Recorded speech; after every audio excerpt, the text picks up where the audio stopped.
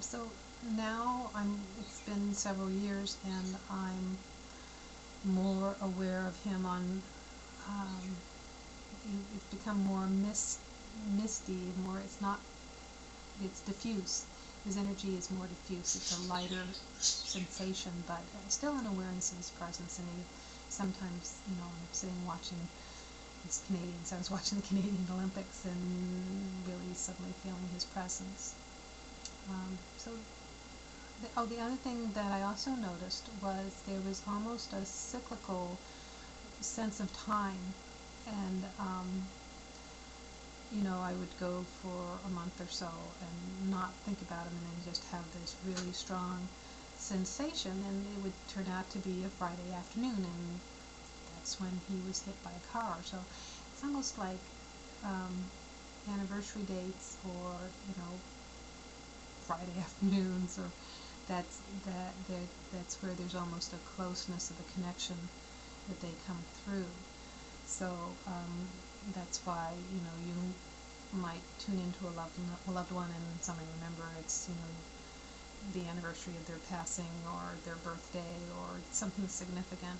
That's where there's like a connection point. So the thing is that people don't die. They're still here. They're just on the non-physical. We can't see them, but we can sense them. And it's really validating to people who passed if you talk to them, because even though they're easier to talk to, but they're harder to hear. So you expressing yourself to them, they'll understand, they get the message. It's harder for us because we're not attuned on that level. So we will, they'll communicate in symbols, so PT Cruisers, in impressions and feelings, in thoughts and inspirations, other sort of symbolic coincidences. I had an experience around the time of my birthday, and where I said, this is really going on, our communication or whatever, it's my birthday. And nobody else I knew at the time, my kids forgot, I had no, I didn't get any cards or presents, and it was my birthday and I had to work. And I was teaching a seminar, and I had made a mention the day before about a meditation technique called Body of Glass, which is a technique for non-resistance. And so that day of my birthday, one of the participants came in, and they gave me this glass doorknob, and they were an amateur glass blower, and they said they just had this strong impulse to give this to me. I didn't know this person or anything.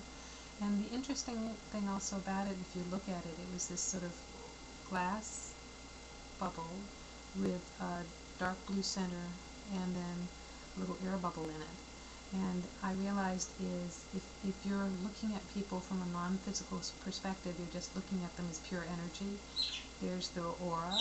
Their physical body is denser, so the dark blue part would have been like the body.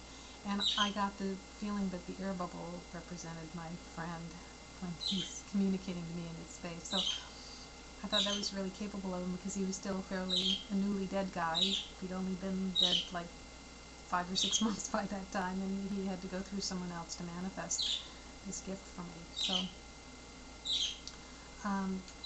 So I'm hoping this helps people who are maybe grieving a lost loved one, or have been wondering about someone who's passed, is that you can just talk to them as if they're there, as if they're on a cell phone connection, and they can hear you and you maybe can't hear them. What also can help you validate the communication is if you get a pad and paper and pen and just start writing down what you think they're saying to you, because as I said, they'll communicate in thoughts and impressions, and it's almost like sort of interpreting, and you may think you're making it up, but once you read what you've written down, you'll find some really interesting coincidences. And the last thing is that it's, it's okay to grieve them. In fact, it's important to grieve them, because as you release your grief, then you clear the space for that communication. So don't go into denial and stiff upper lip it or anything like that. It's like, really let yourself go through your releasing process, because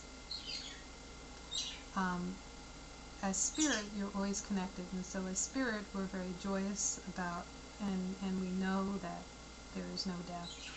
We know that we're all connected, but our physical bodies take death pretty seriously, and our physical bodies aren't going to make it out of this lifetime alive. So it's really your body that's crying and mourning the loss, because your physical body isn't going to have that physical connection anymore. So let that grief process happen, and then it clears the way for you to have that wonderful heart-to-heart communication with them.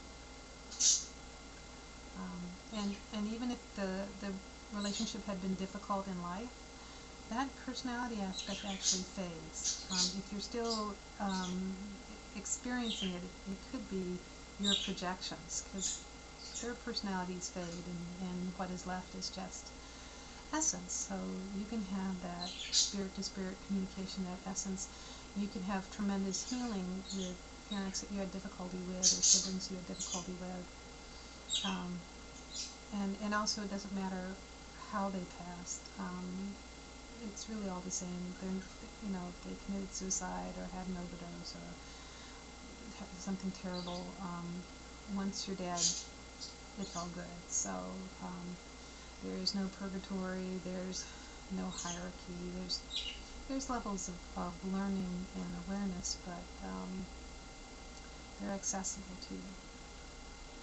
So that's all for now.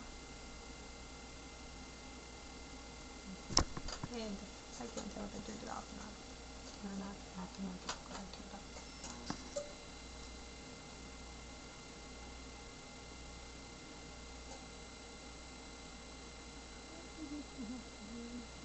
And now for a word from our sponsors.